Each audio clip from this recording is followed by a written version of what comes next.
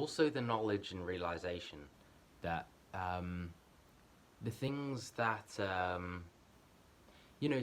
like flowers that look really beautiful, right? There's a reason why those flowers are look so beautiful a lot of the time, right? It's to attract insects towards it or whatever. Um, little reasons behind it. Why it's so colourful, why it's so bright and colourful. Um, those flowers. There being reasons behind certain things. Simple reasons, and it starts to make you really. It starts to make me think a lot. It's like those things we see are so beautiful. One, there's a reason behind it, very simple reasons, but behind why we see it as beautiful or why it is beautiful, um, it just makes me think, man. It's like, um, I don't know, a lot of the time we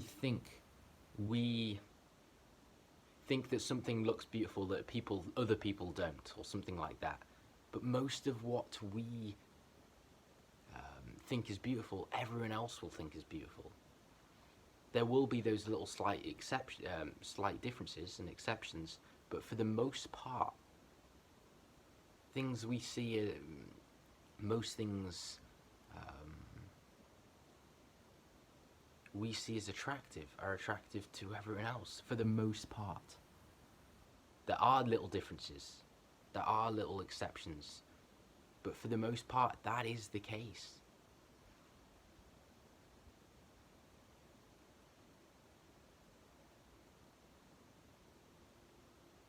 And it's almost like we all see, for the most part, again, we all see the world very similarly. Like those flowers that look beautiful, look beautiful. That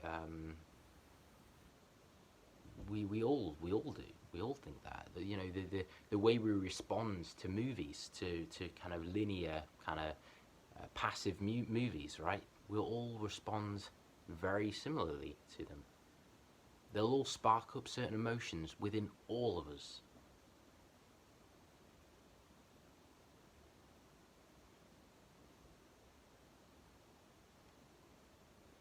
It's just the realization that, and then the knowledge that, knowing that we're all so similar.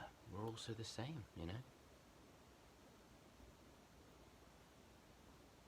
We can also be massively different, but those differences are minute. They might be massively significant, massively impactful, and make us very different in our identity. But in the grand scheme of things, they are minuscule differences. Minuscule.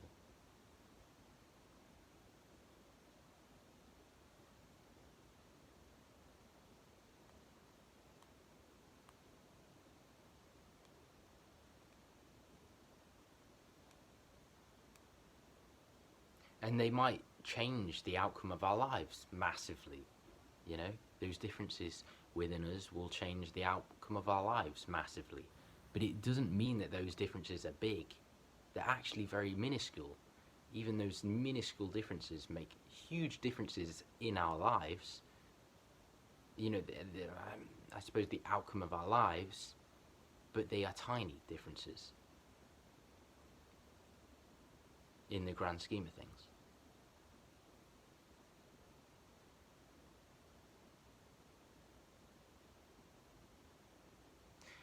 It's the realization and knowledge that we, most of the things we do, most of the things, the way we react to certain things, is all programmed within us, pre-programmed.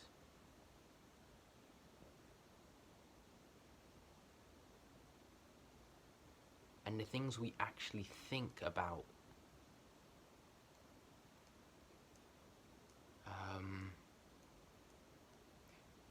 the things we think differently to, the ways we think differently to everyone else, it's a very small, it's very, in the grand scheme of things, again, is very small but impactful.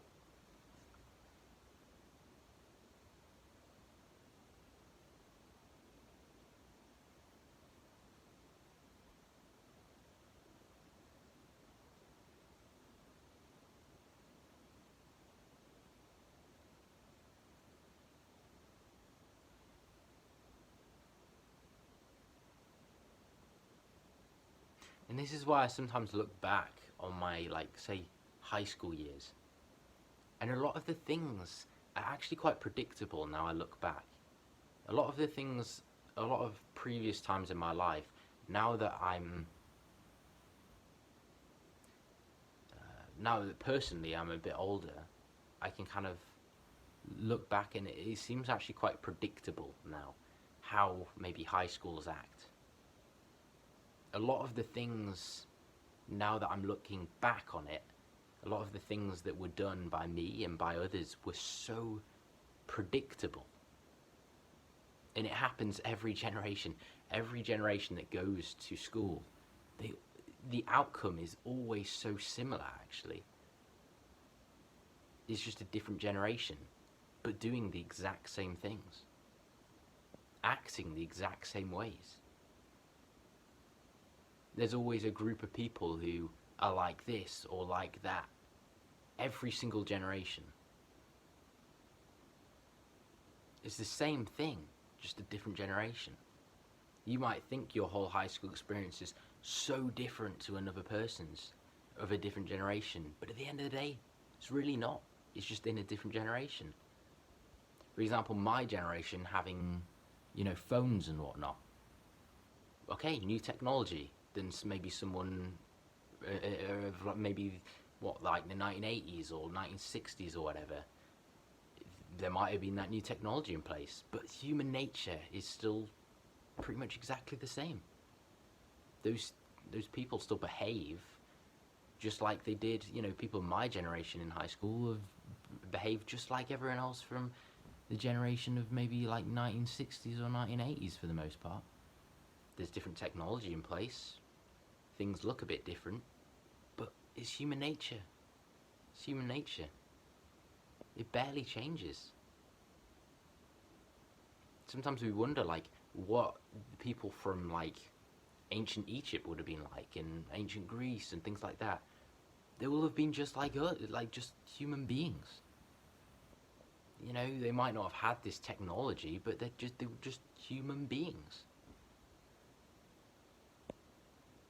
Their behavior will be very just like anyone these days, for the most part. For the most part, I know there's many societal changes in place, right? But a lot of the behavior, a lot of the kind of instinctive behavior will be exactly the same. Maybe in like ancient Rome they watched the gladiators fight and things, and we don't do that anymore, right? But we still watch films that we're watching the exact same thing, just in a film. People fighting. Action. People fighting. We're not watching the gladiators fight in real life, slaughtering one another, but we're watching it on a movie instead. We're playing a game that does the exact same thing. It's just a different form of the exact same thing. And I say about this gladiator stuff, even outside of entertainment, films and whatnot, with this boxing. It's just a modern day form of the exact same thing. Boxing is the new gladiator, scene. But human behavior barely changes throughout history. So humans in ancient Rome will have been very similar to humans now. If they had that technology in place, they'd just be like any of us.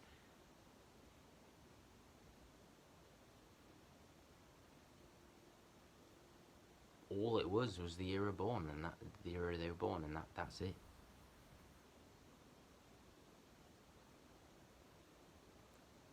Humans in hundreds of years time, the human behavior is likely going to be just like ours. Their natural, instinctive human behavior.